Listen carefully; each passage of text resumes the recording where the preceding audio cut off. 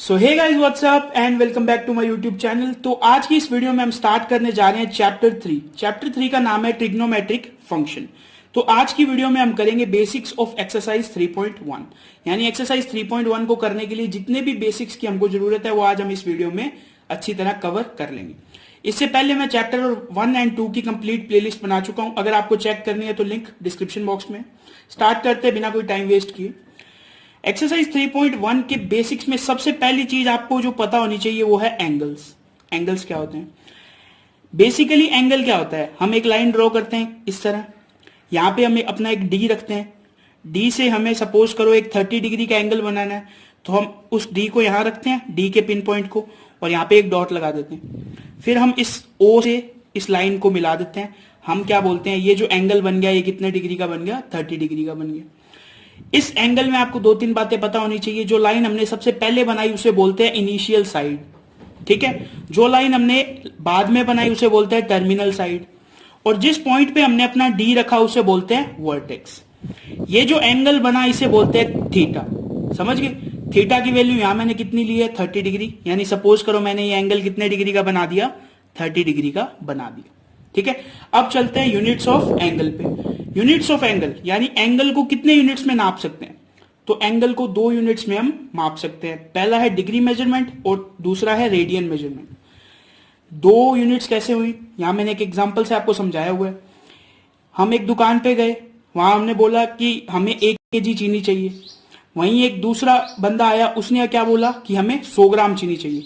तो केजी और ग्राम दोनों किसके मात्रक हैं या किसके यूनिट्स हैं? चीनी को मेजर करने के।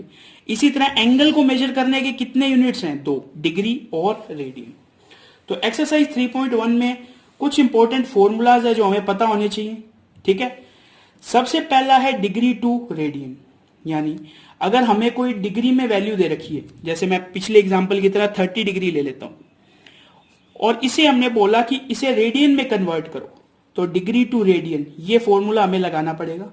फॉर्मूला दिखने में अजीब सा है, बिल्कुल सिंपल फॉर्मूला है, थीटा इन रेडियन। यानी अगर आपको थीटा जो है वो रेडियन में चाहिए तो आप क्या करो, pi by 180 multiply degree measurement. इसका मैं एक कैलकुलेशन करके दिखा देता हूं। जैसे 30 डिग्री को हमने रेडियन में चेंज करना है तो हम लिखेंगे pi by 180 multiply degree measurement यानी 30 डिग्री। आपको पता है 30 से 180 कट जाएगा, क्या आएगा? 6। तो आंसर क्या आ गया? Pi by 6। यानी 30 डिग्री को रेडियन में क्या बोलेंगे? Pi by 6 radian. समझ गए? बिल्कुल इजी था। इसी तरह देखो रेडियन टू डिग्री मेजरमेंट, यानी अगर आपको कोई रेडियन में वैल्यू दे रखी है उसको आपको डिग्री में कन्वर्ट करना है, बिल्कुल सिंपल है। 180 by pi multiply degree measurement, radian measurement. इसका भी एक कैलकुलेशन करके देख लो। 180 बाय पाई, इसी को ही ले लो रेडियन को। रेडियन को मैंने यहां रखा पाई बाय 6, पाई से पाई कैंसल आउट, 6 से 180 कैंसल आउट हो जाएगा, कितना आएगा? 30। यहां हम लगा देंगे डिग्री, तो ये क्या बन गया? Degree measurement.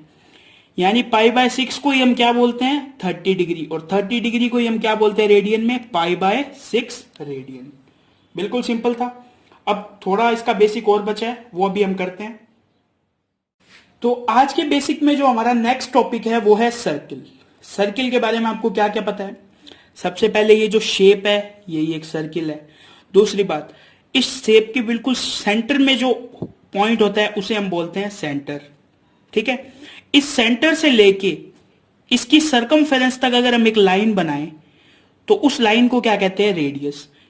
इस पॉइंट O से मैंने देखो एक तो ओ ए रेडियस बनाई और एक ओ बी रेडियस, तो मैंने यहां क्या लिख दिया? O A is equals to O B is equals to radius. अब आपको पता है एरिया ऑफ सर्किल क्या होता है, यानी ये जो सर्किल दिया हुआ है इसका एरिया क्या होता है? इसका एरिया होता है पाई आर स्क्वायर, यानी पाई मल्टीप्लाई रेडियस का स्क्वायर। इसी तरह सरकमफेरेंस ऑफ रेडियस सर्किल क्या होता है? 2 पाई आर। सरकमफेरेंस का मतलब समझ गए?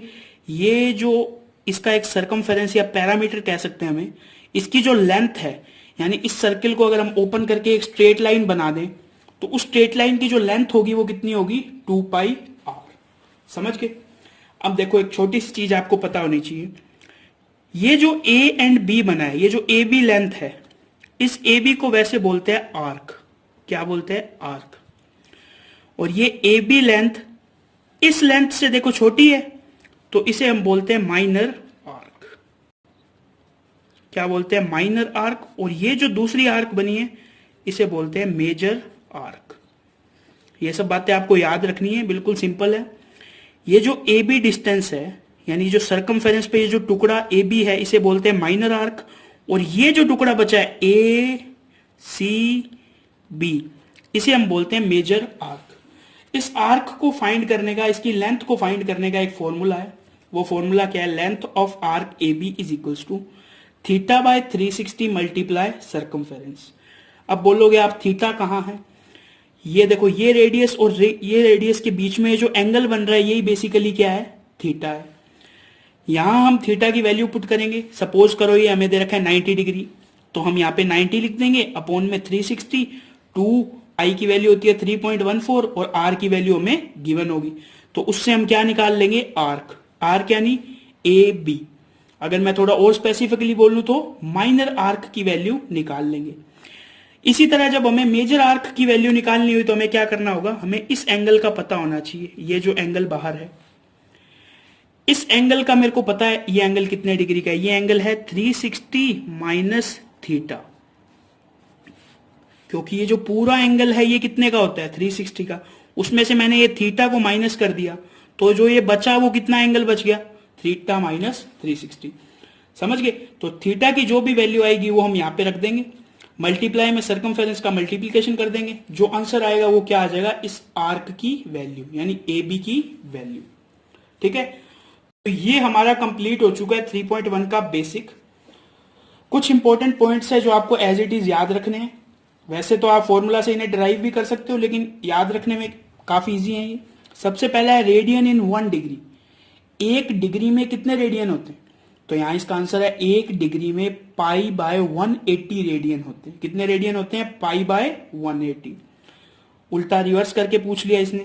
डिग्री इन 1 रेडियन, यानी 1 रेडियन में कितनी डिग्रीज होती हैं? तो इसने बोल दिया 1 रेडियन में 180 बाई पाई डिग्रीज होती हैं। समझ गए? सिंपल था।